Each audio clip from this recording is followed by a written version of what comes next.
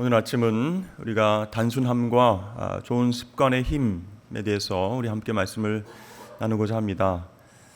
여러분, 단순하다라고 하는 말을 들으면 어떤 느낌이 드십니까? 저 사람 참 단순해 하면 생각이 별로 없고 계획이 없고 실수하는 그런 모습들을 떠올리게 됩니다. 그런데 우리가 단순하다라고 할 때 그런 부정적인 의미만 떠올리는 것이 아니고 굉장히 군더더기가 없고 깔끔하고 본질적인 그런 모습을 추구한다라고 하는 면에서 봤을 땐 그 단순함이라는 것이 굉장히 좋은 의미로 다가온다는 것이죠. 오케스트라 연주 공연을 보면 연주하기 전에 모든 악기를 튜닝하는 그런 시간이 있습니다. 그때 이 모든 악기들이 한 악기의 소리를 듣고 자기 악기의 음을 조율하게 됩니다. 여러분, 무슨 악기일까요? 음의 기준을 잡아주는 악기가 바로 목관악기 오보에입니다. 오보에 소리 여러분 들어본 적 있으십니까? 영화 미션의 테마곡, 그것을 오보에로 이제 연주하는 것입니다. 근데요, 왜 많은 악기 중에서 이 작고 화려하지도 않은 이 오보의 소리를 기준으로 할까? 왜 그 소리를 기준으로 모든 악기가 튜닝을 할까? 궁금하지 않으십니까? 이 다른 악기들은요, 굉장히 온도에 예민하다고 합니다. 온도에 따라서 그 악기의 음색이 조금씩 변하게 되는데 오보에는요, 주변 온도의 영향을 전혀 받지 않는다고 합니다. 더워도 추워도 그 악기 자체에서 나오는 음정이 거의 변하지 않는 단순함 때문에 이 오보에를 통해서 모든 악기들이 음량을 세팅한다라는 것이죠. 또 우리가 신앙생활을 하고 일상생활을 살아가면서 우리는 주위의 상황과 온도에 따라서 우리의 마음과 우리의 신앙이 들쑥날쑥할 때가 있습니다. 바뀔 때가 많이 있습니다. 그렇게 되면요, 우리가 굉장히 분주해지게 됩니다. 머리로 복잡하게 계산을 하게 되는 것이죠. 그런데요, 주변의 환경이라든지 사람들의 시선이라든지 주변의 온도에 흔들리지 않고 하나님만 바라보는 사람이 있습니다. 그런 사람은 그 마음과 행동이 단순하다, 심플하다라고 하는 특징이 있다는 것입니다. 자, 예수님께서 하나님 나라에 대해서 설명하실 때에 이렇게 얘기하신 적이 있습니다. 누구든지 이 어린아이와 같지 아니하면 천국에 들어가지 못할 것이다, 이렇게 말씀하셨어요. 여러 가지 어린아이의 특징이 있지만 특별히 어린아이들의 순수성, 단순함, 그것을 통해서 우리의 믿음도 그렇게 되어야 한다라고 예수님께서 설명을 하신 것입니다. 자, 어린아이들 왜 단순하다 이렇게 우리가 생각을 하게 될까요? 부모님을 무조건 신뢰하는 거예요. 부모님만 바라보게 된다는 것이죠. 차를 타고 여행을 같이 가는데 우리 어린아이가, 우리 자녀가 우리 도착지, 목적지까지 몇 시 몇 분에 도착하느냐, 얼마가 남았느냐, 차의 기름은 충분하느냐, 거기 가면 어떤 것을 보고 어떤 것을 먹고 어떻게 놀 수 있느냐, 우리가 2박 3일 계획을 세워서 가고 있는데 일정 중에서 조금 내가 마음에 안 드는 것은 이것인데 제대로 준비할 수 있느냐. 여러분, 우리 아이들이 그렇게 꼬치꼬치 물어보지는 않는다는 거예요. 그냥 부모님이 데려가는 대로 그냥 믿고 가는 거예요. 그래서 차 안에서도요, 졸리면 그냥 잡니다. 다음 여행의 계획지가 어떻게 되고 뭘 먹어야 되고 어떻게 계획을 수정해야 돼요, 전혀 신경 쓰지 않습니다. 전혀 걱정하지 않습니다. 졸리면 자고 밥 주면 먹고 그냥 부모님과 함께 있으면 그냥 만족하고 아무런 걱정이 없는 것이에요. 근데 여러분, 여기서 이 어린아이는 6살 이하로 봐야 된다. 그 이상 넘어가면 요즘 아이들은 어른 같아서요, 힘듭니다. 아무튼 이 어린아이들은요, 잘 모르는 장소에 가도 부모님과 함께라면 걱정하지 않습니다. 불안해하지 않습니다. 네, 차에서도 외지에서도 여행지에서도 편안하게 아무 걱정 없이 잠들 수 있는 것은 부모를 신뢰하는 단순함 때문이다라는 것이에요. 마찬가지로 여러분, 하나님을 우리가 단순하게 믿는 사람은요, 언제나 평안이 있는 것이에요. 걱정, 두려움이 없는 것이에요. 그런데 우리가 전능하신 하나님, 거룩하신 하나님, 나를 사랑하시는 하나님이라고 고백하면서도, 그분을 믿고 신앙생활한다 하면서도 늘 걱정과 두려움과 염려가 많은 사람들은요, 하나님을 믿는다라고 얘기는 하지만 단순하게 믿지 못하는 거예요. 계속 계산하고 따지고 불안해하고 힘들어함.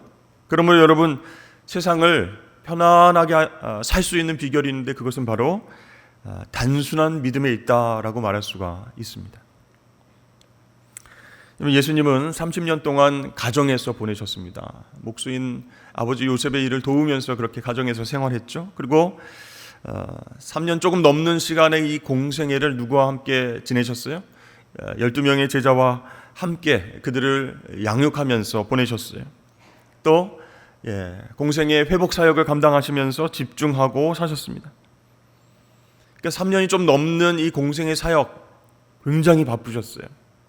정말 바쁘고 주변에는 엄청난 군중들이 예수님을 보기 위해서, 만나기 위해서 늘 따라다녔습니다. 근데 예수님은 한 번도 내가 진짜 너무 바쁘고 피곤하다, 오늘은 내가 복음을 전할 수 없을 것 같다, 내가 사람들을 가르칠 수 없을 것 같다, 그냥 베드로 네가 알아서 해라, 이렇게 얘기하신 적이 없어요.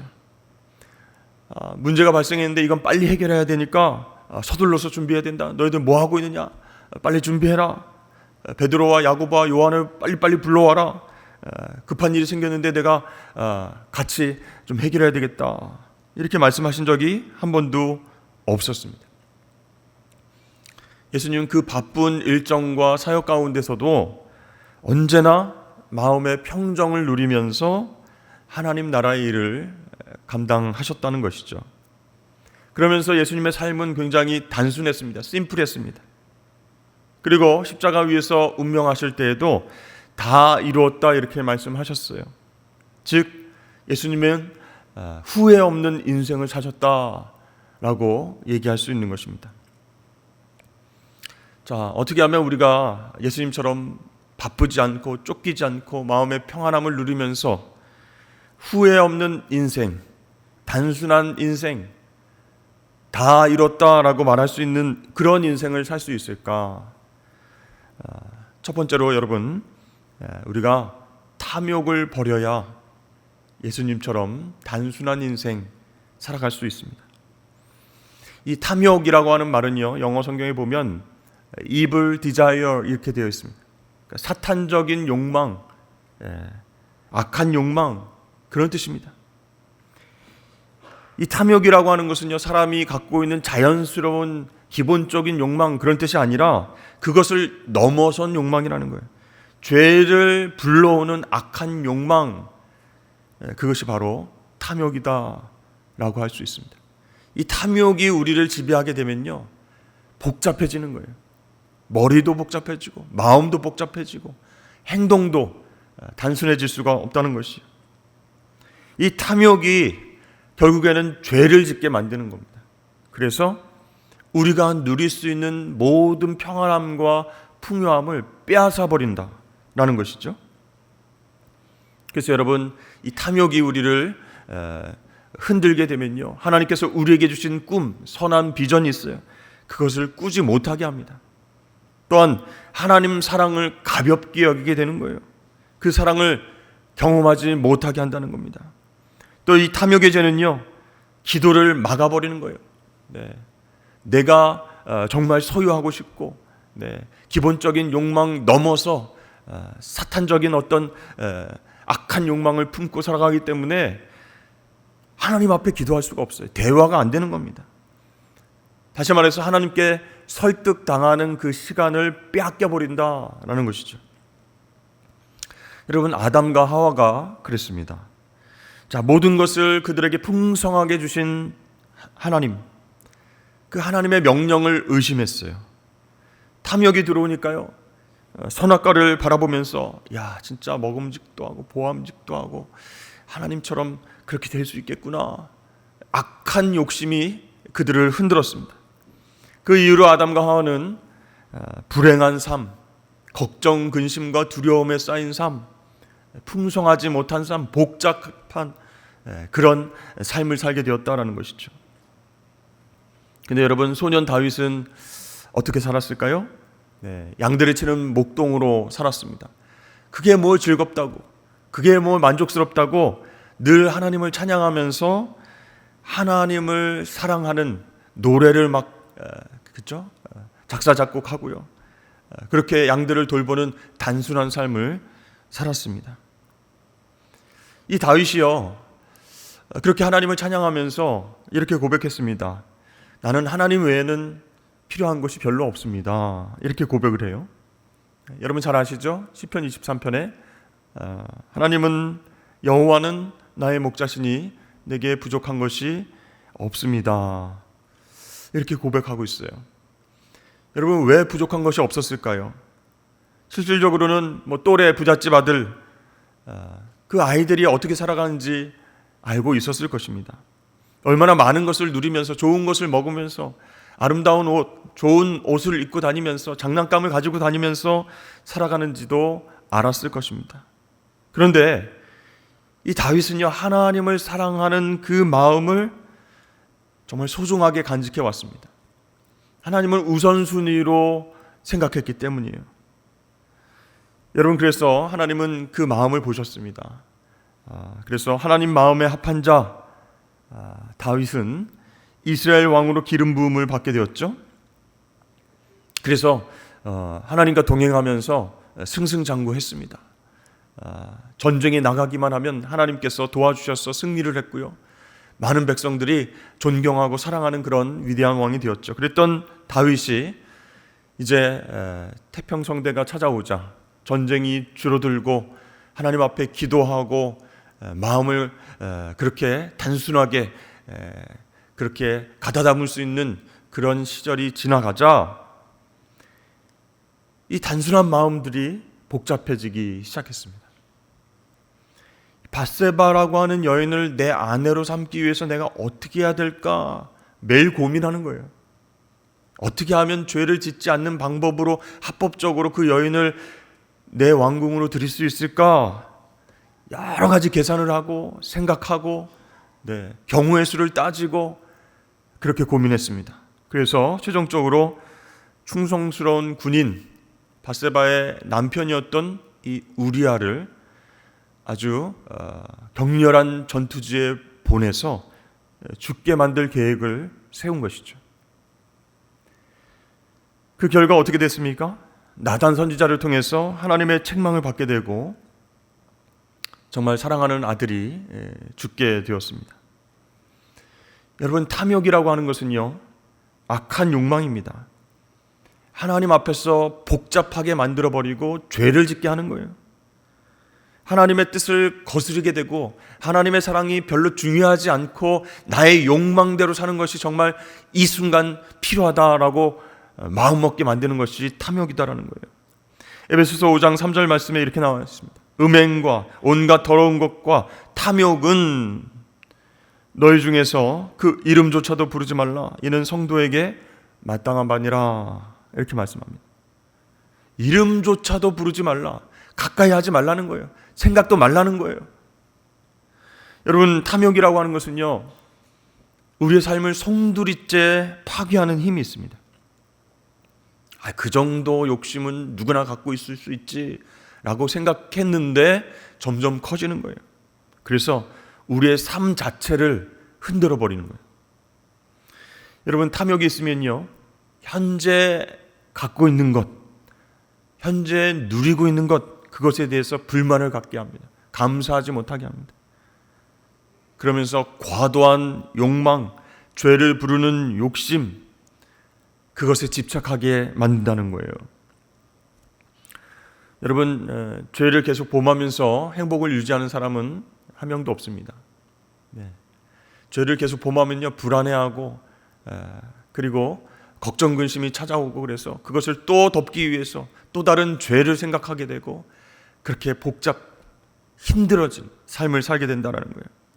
아무리 사람들 보기에 야 정말 대단한 사람이야, 위대한 성공을 얻었어, 그 많은 돈을 어떻게 저렇게 부와 명예를 쌓을 수 있었을까 부러워하는 사람이라 할지라도 남모르게 짓는 죄가 있다면 그의 인생은 망하게 되어 있다라는 것이. 여러분 삼손 잘 아시죠? 하나님은 삼손에게 최고의 인생을 계획하셨습니다. 세상에서는 없는 엄청난 힘을 삼손에게 주신 거예요. 그래서 이 삼손을 통해서 사사시대 그 무질서하고 힘든 시대에 이스라엘을 구원할 계획을 세우셨습니다.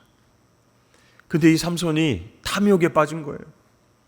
한 블레셋 여자를 보고 자신의 아내로 삼게 해달라고 투정을 부리기 시작했습니다. 그 당시 유대인은요 이방 여인과 결혼하는 것은 법적으로 금지되어 있었습니다. 율법으로 금지했습니다. 그런데 삼손은 하나님 말씀을 우습게 여겼어요. 저 여인을 나의 여자로 만드는 것, 그것에 꽂혀가지고 정욕에 가득 찬 채로 행동하며 살게 됐습니다. 그래서 결국 부모님에게 결혼을 통보했습니다. 결혼을 의논하는 것이 아니고 이방 여인인데 어떻게 했으면 좋겠습니까? 이렇게 부모님과 의논하지 않고 결혼했어요 하고 통보를 했어요. 이 삼손이 20년 동안 이스라엘에서 사사로 살았지만 이 하나님께서 주신 힘, 능력, 이것을 나라와 민족을 위해서 사용하지 않고 오직 자신의 정욕을 위해서, 사사로운 싸움을 위해서, 사변적인 내기를 위해서 그 힘을 사용하면서 살았습니다. 결국 삼손은 어떻게 됐습니까? 탐욕으로 인해서 두 눈이 뽑혔어요. 그리고 이방 신전에서 비참한 최후를 맞게 되었습니다. 여러분, 이 탐욕은 여러 가지로 나타나게 되는데요. 성적인 욕망으로, 세상의 성공을 향한 야망으로, 복수를 위한 결심으로, 돈이나 사치품에 대한 소유욕으로 그렇게 탐욕이 나타나는데 이걸 추구하며 살면 그 인생이 망하게 되어 있다는 거예요. 그럼 여러분 어떻게 해야 사탄의 욕망, 이 악한 욕망, 탐욕을 멀리할 수 있을까요? 오늘 25절 말씀에 이기기를 다투는 자마다 어떻게 하라고요? 모든 일에 절제하나니 그랬습니다. 절제해야 된다. 내 안으로 그냥 스며드는 악한 요소들이 있습니다. 그걸 미리 차단하고 절제해야 됩니다. 무엇을 보느냐가 그 사람의 욕구를 드러내고 있어요. 그렇다고 여러분 눈 감고 살아갈 수 있습니까? 나는 아무것도 안 보고 그렇게 살아가겠다 할 수 없잖아요. 그래서 절제한다라고 하는 얘기는요, 눈에 보이는 화려한 것들, 먹음직하고 보암직한 것들, 그것들을 하루 종일 바라보고 생각하고 묵상하는 대신에 하나님 말씀을 보라는 거예요. 그래야 절제하는, 탐욕을 멀리하는 그 마음이 생긴다라는 것이죠. 하나님 말씀이 별것 아닌 것 같다라는 생각을 했는데 읽어보니까, 묵상하니까 우리 마음을 만족해 하는 거예요. 네. 탐욕이 들어올 공간을 막아버리는 거예요. 감사하게 하고요, 주신 것에 의해서 기뻐하게 하고요, 단순하게 살 수 있도록 하나님 말씀이 우리를 인도하시는 줄로 믿습니다. 그래서 우리는 절제할 수 있는 거예요. 자, 두 번째로 우리가 어떻게 하면 후회 없는 인생, 평안하고 복잡하지 않은 단순한 인생을 살 수 있을까요? 두 번째로 염려를 버려야 된다라는 것이에요.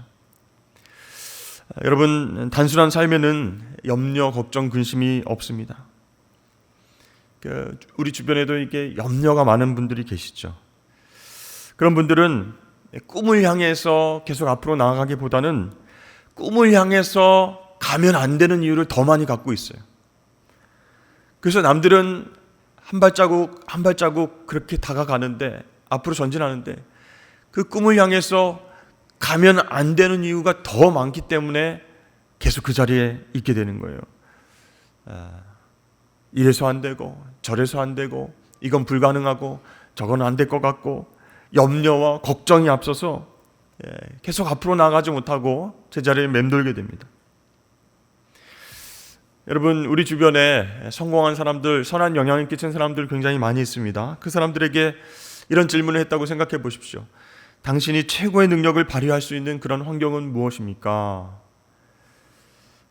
그렇게 물어보면 대부분 스트레스를 받지 않는 평안한 상태에서 저는 최고의 능력을 발휘할 수 있었습니다. 그렇게 집중하고 그렇게 노력해서 여기에 도달할 수 있게 되었습니다. 이렇게 말을 하게 된다는 것이죠. 그래서 여러분, 염려와 걱정을 앞세우기보다는 스트레스와 염려 걱정이 없는 상태에서 하나님 주신 비전, 선한 꿈을 꾸고 기도하면서 그렇게 앞으로 나아갈 수 있다는 것이죠. 여러분, 지금 무엇이 부족한 상태이십니까? 그럼 하나님께서 그 부족함을 채워주시고 정말 그 부족함을 통해서 선한 하나님 뜻을 이루어 가신다라는 것을 믿고 기다리실 수 있기를 바랍니다. 결핍과 부족을 통해서 풍성과 채움의 은혜를 허락하실 그 하나님을 기대하면 되는 거예요. 왜 그렇게 걱정하고 염려를 합니까? 하나님이 채워주신다, 하나님께서 인도하실 텐데, 이런 마음으로 기다릴 수 있어야 됩니다. 또는 여러분, 지금 가는 길이 뿌옇고 앞이 보이지 않는 그런 상태이십니까? 그렇게 생각이 되어진다면 하나님께서 우리에게 더 좋은 문, 아름다운 문을 준비하셨다가 열어주실 것이다. 그 문으로 들어가기만 하면 된다라는 것을 믿으십시오. 지금 여러분 곁에 좋은 사람이 떠나셨습니까? 그렇다면 하나님은 더 좋은 사람을 예비하셨다라는 것을 믿고 기다리시길 바랍니다. 왜냐하면 하나님은 어떤 분이세요? 언제나 나에게 최고를 선물해 주시는 그런 분이시기 때문에 초조해하지 않고 염려하지 않고 하나님을 신뢰해야 된다라는 것이에요. 그래야 그 믿음으로 우리는 영적으로 성장해 나갈 수 있고 주님과 동행해서 앞으로 전진할 수 있습니다. 하나님의 타이밍에, 하나님의 때에 내 안에 잠들어 있던 그 거인이 나타나게 되는 거예요. 오, 나에게 이런 능력이 있었나? 오, 나에게 이런 단순함이 있었나? 깨닫게 되는 시간이 오게 될 것입니다. 여러분, 구약성경에 보면 기드온이라고 하는 사사가 나옵니다. 열등감이 굉장히 많은 청년이었어요. 이 미디안 사람들이 굉장히 무서워했습니다. 그래서 이 타작을 해야 되는데 들판에서 하지 못하고, 들판에서 타작을 하다가 미디안 사람들이 와가지고 나를 잡아갈까 너무 무서워서 포도주 틀 안에 들어가서 타작을 했어요. 평소에요, 이 염려병, 걱정병, 근심병이 많은 사람이었습니다. 그래서 이 기드온이 어떻게 삶을 살아가냐면 동굴에 숨어 들어가서 살게 됩니다. 미디안 사람들이 무서워서 내가 잡혀갈 수도 있다, 내가 죽을 수도 있다, 이런 생각 때문에 동굴에 들어가서 숨었던 사람이에요. 그런 기드온에게 하나님께서 나타나셔서 이렇게 말씀하세요. 너는 큰 용사다.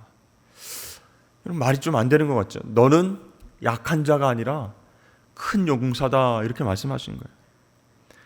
그러면서 이 기드온에게 이스라엘을 구원하라라고 하는 사명을 주셨습니다. 여러분 생각해 보세요. 겁에 질려서 벌벌 떨면서 동굴에 숨어 사는 그 기드온이 왜 큰 용사입니까? 뭘 보고 우리가 그렇게 생각할 수 있겠습니까? 하나님 지금 거짓말로 이 기드온을 위로하는 것일까요? 아니라는 거예요. 자기 스스로를 부정적으로 생각하고 염려, 걱정하는 그에게 하나님께서 다가오셔서 너 약한 자 아니야, 큰 용사야, 네 안에 있는 거인을 깨워야 할 때야, 네가 이스라엘 백성들을 구원할 수 있다, 긍정적으로 말씀을 해주신 거예요. 혹시 여러분들 요즘 미래에 대해서 염려를 많이 하고 계십니까? 네. 미래의 먹거리는 어떻게 될 것인가? 우리는 뭘 하고 살아야 될 것인가? 은퇴 이후에는 어떤 삶을 살아야 될 것인가? 정말 AI, 로봇, 정말 하루도 그냥 뉴스를 들으면 세상이 빨리 변하는 것 같은데 미래에 대해서 염려, 걱정이 있으십니까? 스스로 어두운 동굴을 파놓고 그 속에 들어가서 어떡하지 이렇게 염려하면서 걱정하면서 살고 계십니까? 그렇다면 여러분, 그 동굴 속에서 하나님께서 너는 큰 용사다라고 말씀하시는 그 음성을 들으실 수 있기를 바랍니다. 여러분, 하나님이 함께하는 삶을 살 때에 나는 더 이상 염려 덩어리, 걱정 덩어리, 겁쟁이가 아니라는 거예요. 하나님이 감독되셔서 휴 하고 사인을 주시면 우리가 움직이면 됩니다. 그러면 하나님께서 영화 전체를 승리의 스토리로 만들어 가시는데, 그 감독이신 하나님을 바라보면서도 그 큐 사인을 기다리면서도 불안해하는 거, 걱정해야 합니다. 내가 어떻게 연기를 해야 되지? 어떤 역할을 어떻게 해야 되지? 여러분, 단순한 삶, 이 심플 라이프는요, 이렇게 탐욕을 없애는 거예요. 절제하는 거예요. 또 염려를 버릴 때에 누릴 수 있는 것입니다. 자, 이렇게 탐욕을 멀리하고 염려를 제하여 버렸다라고 한다면, 단순한 상태가 됐다라고 한다면 좋은 습관을 가져야 된다는 거예요. 여러분들이 매일매일 행하는 이 루틴들, 좋은 습관이 있다면 그것이 하나둘씩 쌓이게 되면 엄청난 힘을 갖게 된다는 거예요. 좋은 결과를 낳게 된다는 겁니다. 피아니스트 중에 파데레프스키라고 하는 사람이 있습니다. 쇼팽, 베토벤, 바흐 연주 굉장히 뛰어났습니다. 작곡가로서도 몇 편의 오페라, 교향곡, 피아노곡을 작곡했습니다. 근데 굉장히 능력이 있죠. 그 옆에서 한 친구가 이렇게 물어봅니다. 자네는 왜 그렇게 열심히 연습을 하는가? 자네 수준이라면 그렇게 오랫동안 오랜 시간을 투자해서 연습하지 않아도 되지 않나? 이렇게 물어본 적이 있어요. 그때 파데레프스키가 이렇게 얘기했습니다. 내가 하루를 연습하지 않으면 내가 알게 되고, 이틀을 연습하지 않으면 평론가들이 알게 되고, 사흘을 연습하지 않으면 관객이 알게 되기 때문이다. 이렇게 이야기를 한 적이 있습니다. 그러니까 어느 날 갑자기 천재가 나타나는 것이 아니에요. 어느 날 갑자기 좋은 일이 생기게 되는 것이 아니에요. 지금의 좋은 습관이 그 사람에게 있어서 선한 열매를 맺게 한다라는 얘기입니다.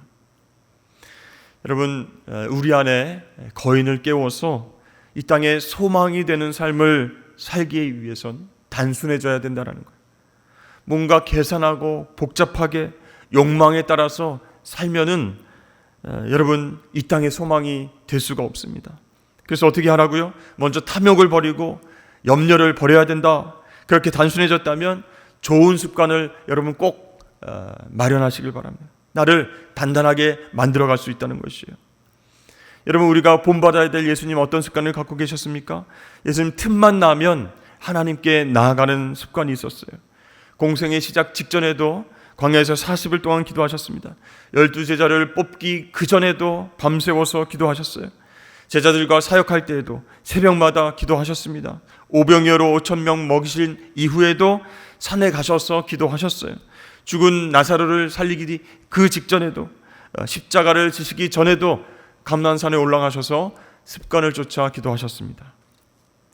예수께서 나가사 습관을 따라 감난산에 가심에 제자들도 따라갔더니, 이런 말씀이 반복되고 있어요. 여러분, 여러 가지 좋은 습관이 있지만 우리가 하나님께 날마다 가까이 가게 되면 하나님도 우리를 가까이 하실 줄로 믿습니다. 하나님과 가까이 하면 뭐가 좋을까요? 하나님의 지혜가 들어오는 거예요. 하나님의 넉넉한 마음이 들어오는 거예요. 여유로워지는 거예요. 풍성해지는 거예요. 조급해하지 않아요. 바쁘게 살지 않아요. 하나님의 풍요와 부유함이 내 것이 된다라는 것입니다. 근데 여러분, 나쁜 습관을 갖게 되면요, 정말 목적 없이 아무렇게나 시간을 낭비하며 살게 된다는 것이에요. 그렇게 살게 하는 나쁜 습관에 대해서 우리는 조심해야 되는 거예요.